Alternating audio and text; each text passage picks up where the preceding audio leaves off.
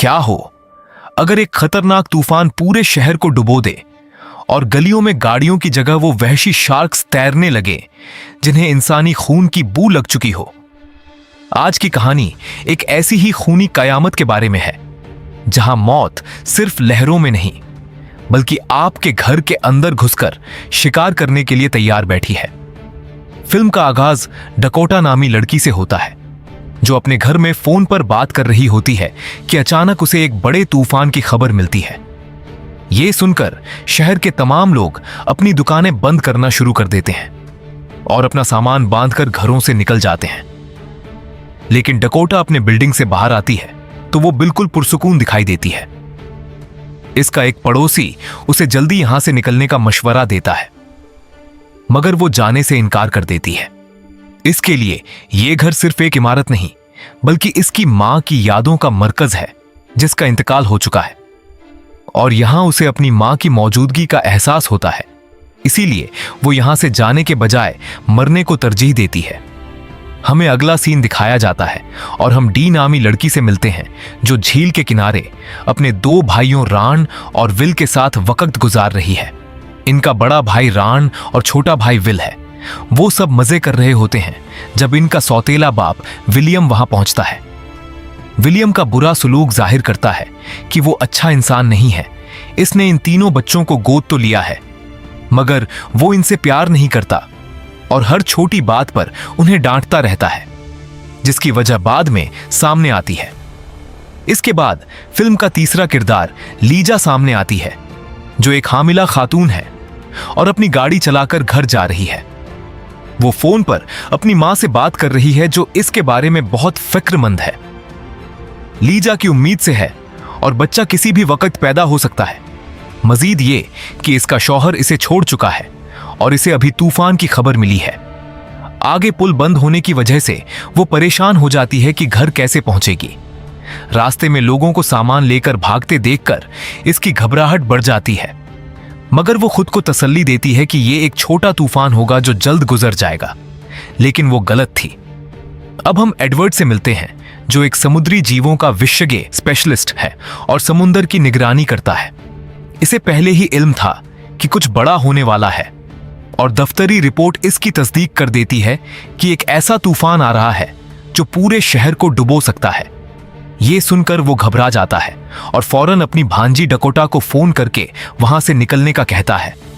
Edward की बहन अब इस दुनिया में नहीं रही थी। वो डकोटा को समझाता है कि तूफान बहुत खतरनाक है और शहर डूब जाएगा मगर डकोटा फिर भी इनकार कर देती है। एडवर्ड इसे कहता है कि अगर तुम वहीं रहना चाहती हो तो ठीक है लेकिन अगर कुछ बुरा हुआ तो मैं तुम्हें बचाने जरूर आऊंगा। तूफान शुरू होता है और यह सिर्फ बारिश नहीं बल्कि तेज हवाएं और बिफरा हुआ पानी है।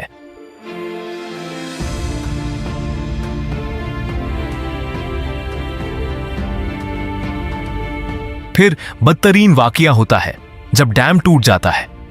डैम टूटते ही समुद्र का पानी शहर में दाखिल हो जाता है। सड़कें डूब जाती हैं, गाड़ियां बह जाती हैं और पानी पल भर में सब कुछ तबाह कर देता है। लीजा अभी सड़क पर ही होती है कि एक ट्रक ड्राइवर इसे रोकता है क्योंकि गिरा हुआ दरख्त रास्ता बंद कर चुका होता है। ट्रक ड्राइवर इसे वापस मुड़ने को कहता है मगर पानी तेजी से इनकी तरफ बढ़ रहा होता है। लीजा दरख्त के ऊपर से गाड़ी गुजारने की कोशिश करती है मगर इसकी गाड़ी दरख्त से टकरा जाती है। ट्रक ड्राइवर बचने की कोशिश में पानी में बह जाता है और लीजा की गाड़ी पानी में तैरते हुए दूसरे दरख्त से टकराकर फंस जाती है। लीजा अब न बाहर निकल सकती है और न अंदर महफूज है मगर असल मसला तो अभी शुरू हुआ था क्योंकि हादसे का शिकार होने वाला ट्रक कच्चे गोश्त से भरा हुआ था। गोश्त पानी में गिरने से हर तरफ खून फैल गया और शार्क मछलियां खून की बू सूंघते हुए वहां पहुंच गईं। दूसरी तरफ विलियम अपने घर के तहखाने में अपनी बीवी के साथ शराब पी रहा होता है। वो बिल्कुल पुरसुकून है क्योंकि उन्हें लगता है कि उनका घर वाटरप्रूफ है और उन्हें कोई खतरा नहीं। एडवर्ड के दफ्तर के बाहर रिपोर्टर्स इसका इंटरव्यू लेने के लिए खड़े हैं।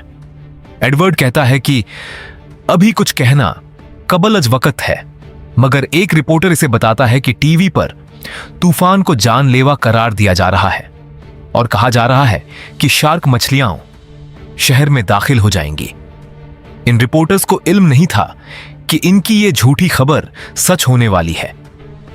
बाहर सैलाब की वजह से डकोटा के घर की खिड़कियां टूट जाती हैं और पानी अंदर भरने लगता है।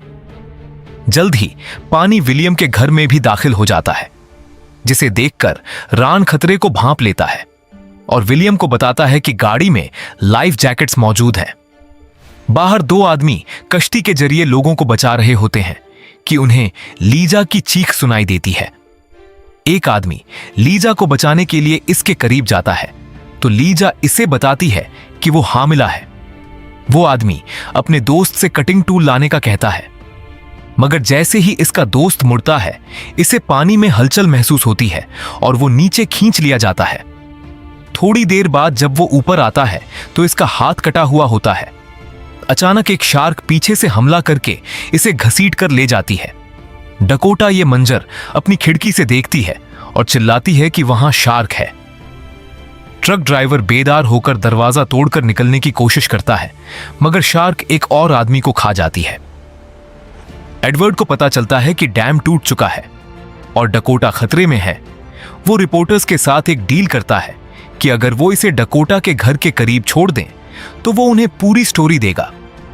विलियम और इसकी बीवी लाइफ जैकेट्स पहनकर निकलने की कोशिश करते हैं, मगर एक छोटी शार्क विलियम पर और बड़ी शार्क इसकी बीवी पर हमला करके इसे मार देती है। घर के अंदर रान, डी और विल फंस चुके हैं और हर तरफ शार्क मछलियां हैं। रान मंसूबा बनाता है कि अगर वो पानी में गोश्त फेंकें तो शार्क मछलियां मसरूफ हो जाएंगी और वो गाड़ी तक पहुंच सकेंगे, मगर गोश्त तहखाने के फ्रिज में है जहां पहले ही एक शार्क तैर रही है। डकोटा के घर पर एक बड़ा दरख्त गिरने से इसकी दीवार टूट जाती है। बाहर लीजा मदद के लिए पुकार रही होती है। डकोटा पहले तो खौफजदा होती है, मगर जब लीजा इसे बताती है कि वो हामिला है और अपने बच्चे को बचाना चाहती है तो डकोटा को इस पर तरस आ जाता है, क्योंकि वो खुद मां के बगैर पली बढ़ी थी। वो चाकू लेकर खतरनाक शार्क मछलियों की परवाह किए बगैर लीजा की गाड़ी तक पहुंचती है। लीजा को बाहर निकालती है और अपने घर ले आती है। लीजा कहती है कि हमें मदद के लिए सिग्नल बनाना होगा, जिस पर डकोटा छत पर जाकर पर्दे पर लफ्ज मदद लिख देती है ताकि हेलीकॉप्टर उन्हें देख सके। इसी दौरान लीजा को दर्द-ए-जं शुरू हो जाता है और डकोटा समझ जाती है कि बच्चा जल्द पैदा होने वाला है, इसलिए उन्हें यहां से निकलना होगा। एडवर्ड और रिपोर्टर शहर के किनारे पहुंचते हैं, मगर आगे गाड़ी नहीं जा सकती थी, इसलिए वो एक छोटी कश्ती का सहारा लेते हैं। रान के घर में विलियम जख्मी हालत में पानी से बाहर आता है। वो मरा नहीं था। जब रान इसके जख्मों के लिए कुछ ढूंढ रहा होता है तो इसे एक खुफिया खत मिलता है, जिससे पता चलता है कि हुकूमत इन बच्चों की देखभाल के लिए विलियम को हर माह $500 देती है, मगर वो उन्हें भूखा रखता था। विलियम अपना राज खुलने के डर से रान पर हमला करता है, मगर डी इसे पानी में धक्का दे देती है, जहां एक शार्क इसे मार देती है। रान तहखाने से गोश्त और डायनामाइट ले आता है। वो गोश्त के साथ डायनामाइट बांधकर पानी में फेंकते हैं, जिसे शार्क निगल लेती है और धमाके से मारी जाती है। अब वो महफूज तरीके से गाड़ी में निकलने में कामयाब हो जाते हैं। डकोटा को बाहर एक रेस्क्यू बोट नजर आती है, मगर लीजा की हालत ऐसी नहीं थी कि वो बाहर जा सके। डकोटा एक बाल्टी में गोश्त भरकर बाहर निकलती है और जब भी कोई शार्क करीब आती है वो गोश्त का टुकड़ा फेंककर इसे दूर कर देती है। वो कश्ती तक पहुंच जाती है, मगर इसका गोश्त खत्म हो जाता है और एक बड़ी शार्क सामने आ जाती है। डकोटा बिल्कुल साकित खड़ी हो जाती है, जिस पर शार्क दिलचस्पी खोकर चली जाती है। घर के अंदर पानी भर चुका होता है और लीजा पानी में ही बच्चे को जन्म देती है। पानी में फैला हुआ खून शार्क मछलियों को अपनी तरफ खींचता है। लीजा अपने नौजायदा बच्चे को ऊपर उठाए एक नुकीली लकड़ी के साथ शार्क का इंतजार करती है और हमला होने पर इसकी आंख में लकड़ी मार देती है।